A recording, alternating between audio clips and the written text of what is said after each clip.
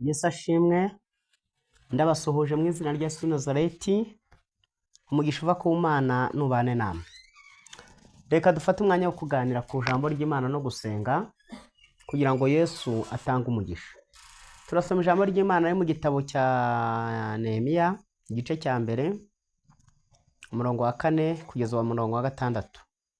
Haranditse ngo maze kumva izo nkuru ndicara ndarira, mara iminsi mbabaye, niyiriza ubusa senga imbere y'Imana nyir'ijuru nti ndakwinginze Uwiteka Mana nyir'ijuru, Mana nkuru itera ubwoba, ikomereza isezerano n'imbabazi abayikunda bakitondera amategeko yayo. None tegera ugutwi kwawe kumve n'amaso yawe arebe, wumve gusenga k'umugaragu wawe, sengera imbere yawe muri iyi minsi ku manywa na nijoro, nsabira abagaragu bawe b'Abisiraheli, natura ibyaha Abisiraheli twagukoreye. Ni koko njyewe n'inzu ya data twaragucumuye, Imana itugirire neza.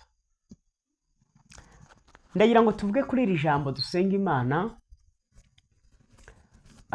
Iri jambo ni ijambo ryandikiwe, ni ijambo Nehemiya yavugaga igihe bari mu bunyage, bari baranyazwe, ariko Nehemiya akajya abaza ngo amakuru yabo iwabo, abaza amakuru y'i Yerusalemu, ariko ngo uwamuhaye amakuru yamubwiye ko i Yerusalemu hahiye, imisozi yaho, imidugudu yaho yahiye, ndetse n'urusengero rwasenyutse cyangwa inkike zasenyutse. Haleluya.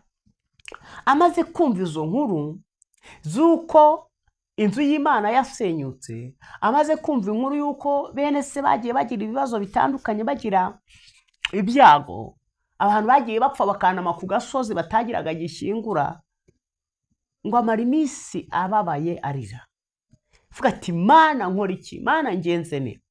Ngo yatura ibyaha, avuga ati njye n'inzu ya data twaragucumuye, njye n'Abisirayeli twagucumuyeho. Aba Bisirayeli rero ubwo bari baranyazwe, bari mu gihugu kitari ikiwabo, nibwo babaye nk'abahumuka amaso, batangira kumva ijwi ry'Imana, batangira kumenya ijwi cyangwa batangira kumenya icy'Imana, ijwi ry'ubuhanuzi icyo ari cyo. Kuko burya hari igihe Imana ivugana nawe, ariko yavugana nawe mu by'ukuri ntiwumve hari ikintu, ntiwumve ko ibyo iri kuvugana nawe bifite imbaraga. Aba Bisirayeli nabo ntabwo bigeraga bumva kuko hari Imana ifite imbaraga. Iyo babwirwaga Imana, iyo yababwiraga ati iki n'iki kizababaho, ntabwo bigeraga babiha agaciro, bumvaga ari inkuru zisanzwe. Impamvu bumvaga ari inkuru zisanzwe ni iki? Ni uko igihe cyose Uwiteka yabatumagaho ati muzajya mu bunyage, mwibuke kuko ngo hari umuhanuzi waje ku gihe cya Yeremiya, ngo araza arababwira ati rero, ati nubwo mwajya mu bunyage ntabwo mwamara imyaka irenze 2. Nyamara Yeremiya we yarababwiraga, ngo Yeremiya we yarababwiraga ati nabonye munyagwa ariko mumara imyaka 70. Ariko kuko yavugaga ibintu bikomeye kandi ari ibintu bitari kunezeza imitima yabo, bakarushaho kumwanga, abandi bakamutuka, abandi bakamwita umusazi, abandi bakamwicisha inzara. Erega mw'abantu, ibintu by'Imana birakomeye. Bagerageza uburyo bamubabaza, bagerageza uburyo bamusharirira, abaho babaye, abaho atanezerwa, atazi kwishima icyo ari cyo, ariko aravuga ngo sinzabura gusabira, sinzabura kwatura ibyaha, sinzabura gufata umwanya wo gusenga niyiriza ubusa. Burya reka mbabwire, ni guki Nehemiya yagiye gusenga, agasenga yiriza ubusa, akatura n'ibyaha, ari mu gihugu cy'ubunyage? Kuki yamaze iminsi asenga ababaye, afite umubabaro? Umubabaro yari afite ni uko bumvaga kuko iby'Imana ivuga ari ibintu bisa nk'amasigara cyicaro. Akurikije iby'Imana yavuze byose uburyo bisohoye mu masegonda, ngo nibwo yavuze tereka noneho nature njye n'inzu ya data twaba twaragucumuye. Haleluya. Twaba twarakoze ibyaha, twaba twarakoze bitakunyuze, twaba twarakoze bitakunezeza, ariko tubabarire. Ngo amara iminsi ababaye, ngo amara iminsi asenga. Haleluya, haleluya. Dukwiriye kugira abantu bongera kumara iminsi basenga biyiriza ubusa, batura ibyaha, bakatura ibyaha by'uwo mwanya, ariko bakatura n'ibyaha bitari iby'uwo mwanya, ba sogokuruza, ba data, ba mama, ibyo bagiye bacumura. Haleluya. Haravuga ngo ndakwinginze Uwiteka Mana nyiringabo nyirijuru, Mana nkuru itera ubwoba, ikomereza isezerano n'imbabazi abayikunda bakitondera amategeko yayo. Ikomeza isezerano ry'abayikunda. Haleluya, haleluya. Imana igukomereza isezerano mu izina rya Yesu.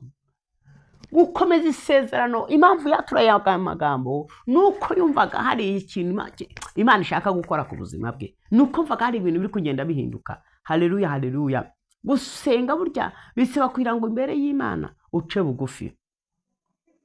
Haravuga ngo none tegera ugutwi kwawe wumve, n'amagambo yawe arebe, n'amaso yawe arebe. Haleluya. Wumve gusenga umugaragu wawe sengera imbere yawe muri iyi minsi, ku manywa na nijoro. Nsabira abagaragu ba Isirayeli. Haleluya. Yasengaga ku manywa agasenga nijoro, ngo agasenga asabira Abisirayeli. Imana ikeneye abantu bongere gusabira umurimo wayo. Imana ikeneye abantu bongera kwinginga mu izina rya Yesu. Ndeba ukuntu abantu bari gufata ibintu by'Imana bakamera nk'abari kubikinamo beti, nk'ababishyize muri beti, gasanga ibintu byose, ibintu byagiye bihinduka, ibintu byagiye bihinduka. Abantu bagisenga ku manywa na nijoro, reka da, ahubwo b'imitsinda uwari wese araza ngo narose. Uvuga Imana yantumye, yagutumye igutuma mwahuriye. Imana ituma umuntu udasenga, Imana ituma umuntu utazi no gusenga iminota 5, ariko ukaza ubeshya ngo Imana ngo yafuze. Yavugiye hehe ko ari weho wavuze? Imana ivugana n'abantu biyiriza ubusa bagasenga ku manywa na nijoro. Haleluya. Kuko iyo usenga ku manywa na nijoro, ibiguhiga naho biguhera, ibikwasamiye ntabwo bikona urwaho, ariko iyo usenga wabonetse, ikiguhize cyose kirakubona. Haleluya. Uwiteka ategera ugutwi kwe yumve icyo ushaka, n'amaso y'Uwiteka yongera kurebe. Haleluya, haleluya. Amaso yongera kurebe uko yarebye Abisirayeli akabagirira imbabazi, nawe ariko akureba kugirira imbabazi mu izina rya Yesu. Ndagira ngo dufate umwanya wo gusenga Imana. Haleluya. Ariko se ko twumvise uyu muntu w'Imana wagize ishyaka, akagira umwete wo gusenga, wo kwinginga Imana, wo kwatura ibyaha atanakoze, ahubwo kubera abandi bakoze akavuga ati iki cyana yaba aricyo tuzira.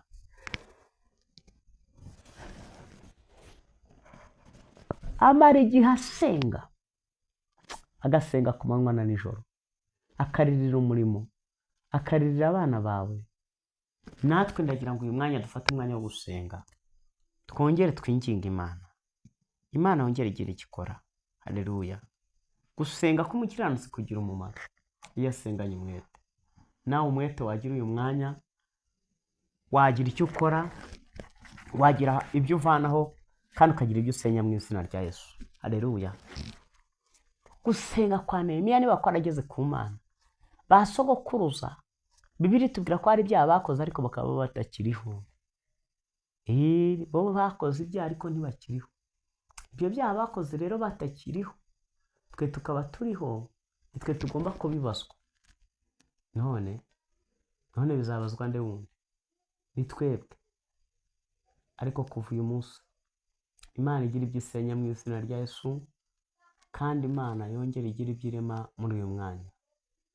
Reka dufate umwanya wo gusenga no kwinginga Imana mu izina rya Yesu. Mana yacu, Mana igira neza, Mana yuzuye ubuntu, Mana yuzuye imbabazi, ndagushimira imirimo n'ibitangaza, ndagushimira ko wuzuye ubuntu n'imbabazi, ndagushimira ko ufite imbaraga n'ubutware bw'izina uri Imana iteye ubwoba uyu munsi.